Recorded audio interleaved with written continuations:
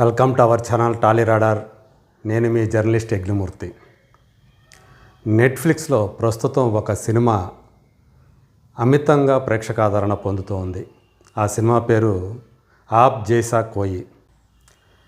Are Madhavan, Fatima Sana Sheikh ప్రధాన పాత్రలు పోషించినటువంటి ఈ సినిమా యాక్చువల్గా జూలై 11వ తేదీ నెట్ఫ్లిక్స్ ఇండియాలో రిలీజ్ అయింది. అయినప్పటికీ కూడా ఇన్ని రోజులైన తర్వాత కూడా ఈరోజు మనం మాట్లాడుకుంటుంది జూలై 23వ తేదీ.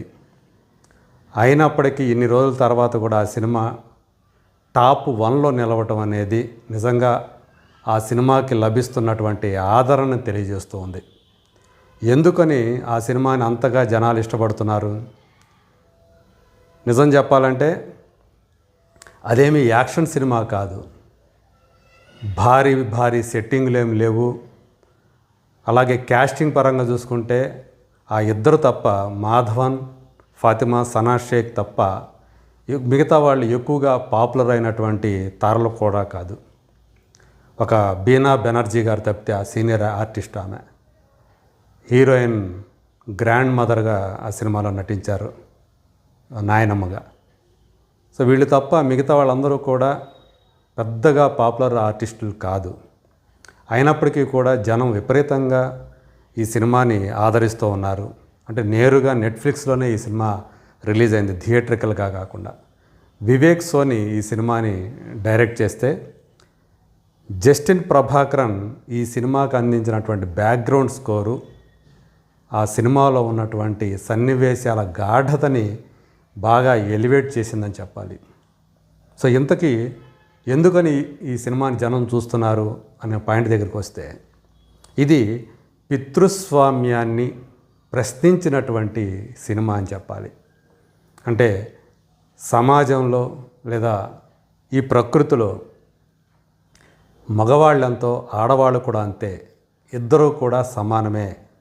ఆడవాళ్ళని కేవలం వంటింటికి పరిమితం చేసేటువంటి మగవాళ్ళు సంప్రదాయం పేరిట ఎలా వాళ్ళని అణగదొక్కి ఉంచుతారో దాని మీద, అంటే హార్ష్గా కాకుండా ఒక రొమాంటిక్ కామెడీ ఇతివృత్తంతో దాన్ని ప్రశ్నించి ఇద్దరూ సమానమే అని చెప్పేసి ఆ కథానాయకుడు చివరికి అంగీకరించేటువంటి, తెలుసుకునేటువంటి సినిమాగా దీన్ని రూపొందించారు. నిజంగా చెప్పాలంటే అప్పుడప్పుడు ఇలాంటి ఈ తరహా కథలు వస్తూ ఉంటాయి.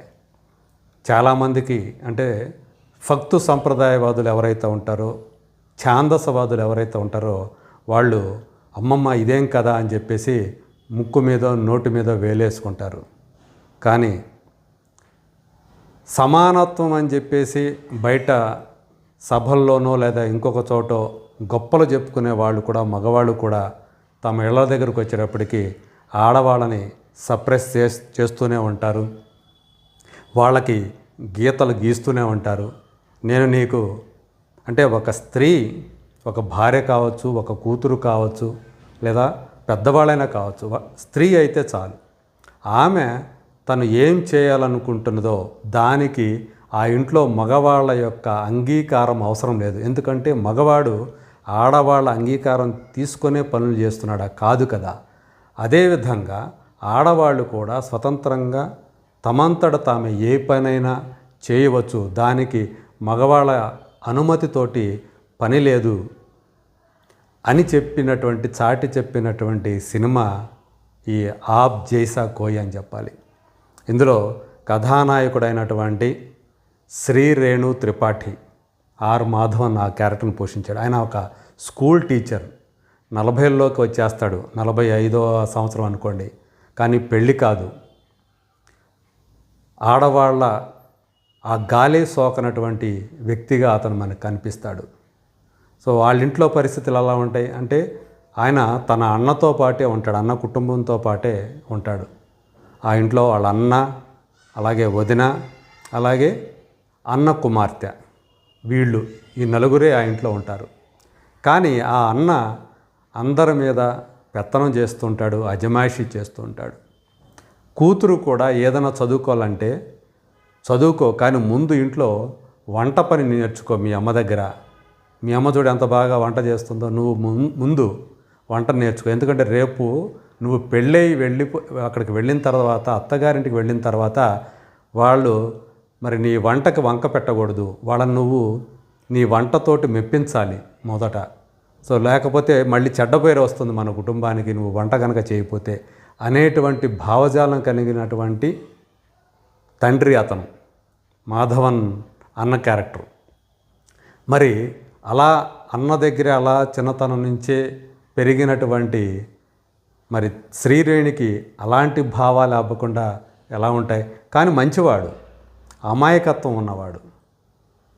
కానీ సో ఇలాంటి భావజాలంతో, పితృస్వామ్య భావజాలంతో, కరుడుగట్టిన పితృస్వామ్య భావజాలం అనుకోవాలి, అలాంటి భావజాలంతో పెరిగినవాడు. ఇక కథానాయక విషయానికి వస్తే ఆమెది కోల్కతా. వాళ్ళు కూడా అంటే ఆధునికమైనటువంటి భావజాలం ఉన్నటువంటి వాళ్ళు. చాలా వరకు ఈ పితృస్వామ్య భావజాలానికి దూరంగా ఉంటున్నటువంటి వాతావరణంలో పెరిగిన అమ్మాయి. ఆ అమ్మాయి కూడా టీచరే. ఆమె ఫ్రెంచ్ లాంగ్వేజ్ని బోధించేటువంటి టీచర్. సో మధు బోస్ ఆ పాత్రని ఫాతిమా సనా షేక్ పోషించింది. ఇక్కడ హీరో వచ్చి 45 సంవత్సరాలు అవుతున్నప్పటికీ కూడా తన కోరికలు ఏమీ తీరని పరిస్థితిలో ఉంటే దీపక్ అనేటువంటి ఒక ఫ్రెండు, ఒక ఫోటోగ్రాఫర్ ఫ్రెండు ఇచ్చిన సలహా మీదట ఆప్ జైసా కోయి అనేటువంటి ఒక డేటింగ్ యాప్లో సరదాగా మాట్లాడటం అనేటువంటి ఆ విషయం ఏదైతే ఉందో అలా ఒకసారి ఫోన్లో మాట్లాడతాడు ఆ యాప్లోకి వెళ్ళి. అందులో ఆ అమ్మాయి ఇతన్ని శ్రీరేణు కాబట్టి నేను సింపుల్గా శ్రీ అని పిలుస్తాను, శ్రీ, నా శ్రీ, ఓ శ్రీ అని ఇట్లా మాట్లాడుతుంది. ఇతను చాలా హ్యాపీగా సంతోషంగా ఫీల్ అవుతాడు. తర్వాత అతనికి ఒక సంబంధం వస్తుంది, పెళ్లి సంబంధం వస్తుంది. ఇతను హెసిటేట్ చేస్తాడు. కానీ చివరికి ఆ అమ్మాయి దగ్గరికి వెళ్ళిన తర్వాత ఆమె అందానికి కానివ్వండి, అలాగే ఆమె మాటల వల్ల కానివ్వండి తను అట్రాక్ట్ అయిపోతాడు. ఇద్దరూ కూడా ఒకరికొకరు సన్నిహితమవుతారు. అమ్మాయికి కూడా ఆమె తను 30వ పడిలో ఉంటుంది, ఇతను ఇష్టపడుతుంది, ఎంగేజ్మెంట్ కూడా అయిపోతుంది. ఆ తర్వాతే కొన్ని విషయాలు తెలుస్తాయి. తను ఏ యాప్లో అయితే ఒక అమ్మాయితో మాట్లాడాడో ఆమె మధు అని చెప్పేసి శ్రీకి తెలుస్తుంది. అక్కడి నుంచి కథ మలుపులు తీసుకుంటుంది, సంఘర్షణ మొదలవుతుంది పాత్రల మధ్య. ఒక భావోద్వేగపూరితమైనటువంటి కథనం అక్కడి నుంచి నడుస్తుంది. ఇంకొక ఘటన, తన ఇంట్లోనే ఒక విప్లవం లాంటిది జరుగుతుంది. అవేంటనేది సినిమా చూసే తెలుసుకోవాలి. వాటి ద్వారా తను కూడా జ్ఞానాన్ని తెలుసుకుంటాడు శ్రీ. సో ఆడవాళ్ళని ఇప్పుడు దాకా తను ఎలా భావిస్తూ వచ్చాడో ఆఖరికి అన్న కూతురు కూడా మధునే సపోర్ట్ చేస్తుంది. మీ మగవాళ్ళంతా ఇంతే, ఆడవాళ్ళ మనసుల్ని అర్థం చేసుకోలేదు. నేనైతే మధుని సపోర్ట్ చేస్తున్నాను. నువ్వు ఆ యాప్లోకి వెళ్ళావు కదా, నువ్వు ఆ యాప్కి వెళ్ళగా తప్పు కాకపోతే ఆమె ఆ యాప్లో ఉంటే తప్పేమిటి అని ప్రశ్నిస్తుంది. సో ఆమె కూడా సరదా కోసమే ఆ పని చేసినట్టుగా తర్వాత తెలుస్తుంది. సో ఇలాంటి ఘర్షణ భరితమైనటువంటి, అంటే ఆ డేటింగ్ యాప్ అనేది తప్పు, నిజానికి తప్పే. కానీ ఇద్దరూ తప్పు చేసినప్పుడు తప్పు ఆడవాళ్ళం చేసింది మాత్రమే తప్పు ఎలా అవుతుంది, మగవాళ్ళు చేసింది తప్పు కాకుండా ఎలా అవుతుంది అనేటువంటి ప్రశ్న అక్కడ ఉత్పన్నమవుతుంది. సో ఇద్దరూ తప్పు చేశారు, కానీ కేవలం ఆ అమ్మాయిని మాత్రమే, మధును మాత్రమే తప్పు పని చేసిన దానిగా చిత్రీకరించడం, ఇది నచ్చనటువంటి శ్రీ ఆమెకు దూరం అయిపోవటం, ఆ ఎంగేజ్మెంట్ రింగుని కూడా తీసివేసి ఆమెకి ఇచ్చేయటం, ఇలాంటి కొంత నాటకీయ పరిణామాల తర్వాత తను ఏం తెలుసుకున్నాడు, ఎలా తెలుసుకున్నాడు అనేది కన్విన్సింగ్గా డైరెక్టర్ బాగా చెప్పగలిగారు. సో అందుగురించే ఈ సినిమా ఇప్పుడు అంటే థియేటర్లోకి వస్తే ఎలా ఆడేదో మనకైతే తెలియదు, కానీ ఇలా ఓటీటీలోకి రావటం వల్ల దీన్ని ఇళ్లలో కూర్చొని ఎక్కువ మంది చూసే అవకాశం కలుగుతోంది. బహుశా అందువల్లే ఈ సినిమాకి ఇంత ఆదరణ లభిస్తుందని చెప్పుకోవాలి. ఎందుకంటే ఈ పితృస్వామ్యాన్ని మామూలుగా కొన్ని సినిమాల్లో అయితే డాక్యుమెంటరీ తరహాలో చిత్రీకరిస్తారు. కానీ దీంట్లో ఒక లైటర్ వేన్లో ఒక ర్యామ్కామ్లో చూపించడం ద్వారా దర్శకులు తాము అనుకున్న దాన్ని వివేక్ సోని చెప్పగలిగాడు. అందుగురించే ప్రజల్లోకి ఇది బాగా వెళుతుంది. నెట్ఫ్లిక్స్లో ఇప్పుడు 11వ తేదీ రిలీజ్ అయినప్పటికీ కూడా టాప్ నెంబర్ 1 ప్లేస్లో ట్రెండింగ్లో ఉంది. రైడ్ 2ని కూడా దాటుకొని ఇది ఇప్పుడు ట్రెండింగ్లో ఉండటాన్ని మనం గమనించవచ్చు. సో మీరు కూడా వీలైతే అవకాశం ఉంటే ఈ సినిమా చూడండి. మీ అభిప్రాయాలు కూడా షేర్ చేసుకోండి.